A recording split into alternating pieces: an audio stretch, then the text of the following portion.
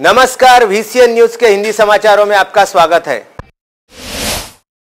आकाश institute के सामने professor Rakesh गोइंदानी का अनशन लगातार चौथे दिन भी जारी है।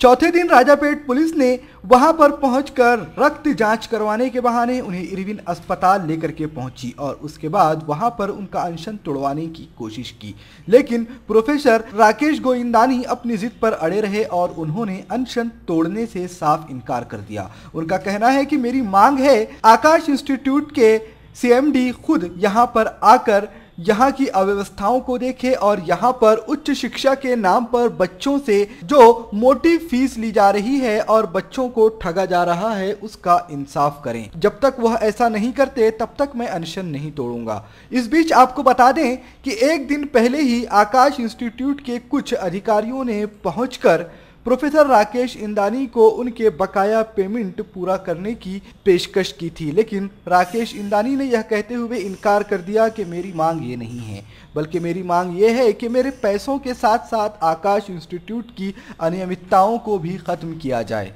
मैंने अंडरटेकिंग भी दी है कि जब तक मैं होश में हूँ तब तक आप लोग मुझे किसी भी तरह का उपचार ना दें।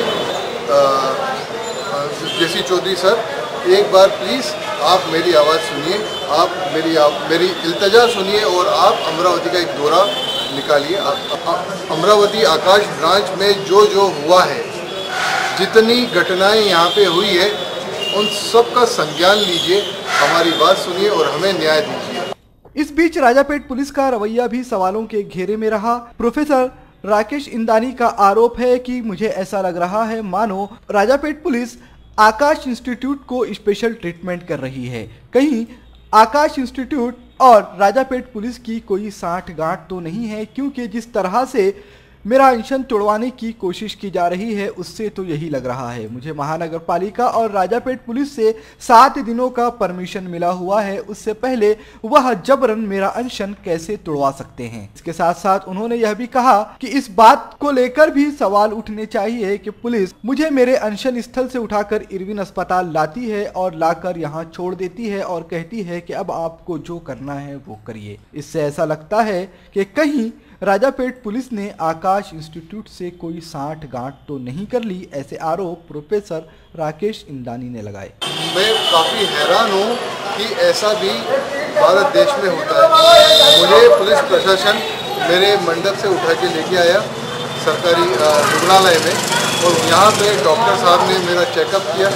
चेकअप करने के बाद डॉक्टर साहब ने बोला कि मुझे ड्रिप चढ़ाई जानी चाहिए, मुझे ग्लूकोज चढ़ाया जाना चाहिए, जिसको मैंने सिरे से मना कर दिया क्योंकि मैं पूरे होशो आवाज़ में अभी खड़ा हूँ, आपके सामने इंटरव्यू भी दे रहा हूँ, फाइट भी दे रहा हूँ। पर एनी हाउ ये सब होने के बाद पुलिस प्रशासन बोल रहा है कि आपने अब लिखित में हमें दे दिया है कि हमारी जिम्मेवारी ख़त्म, इसलिए अब हम आपको छोड़ने भी नहीं जा रहे। बताइए क्या कमाल की बात है। ये लोग मुझे लेके आए हैं और अब छोड़ने भी नहीं जा रहे। क्या कोई बात नहीं, मेरे लिए इतना फर्क नहीं पड़ता, मैं ऑटो से चला जाऊँगा, 20-40 रुपया लगेगा जो लगेगा।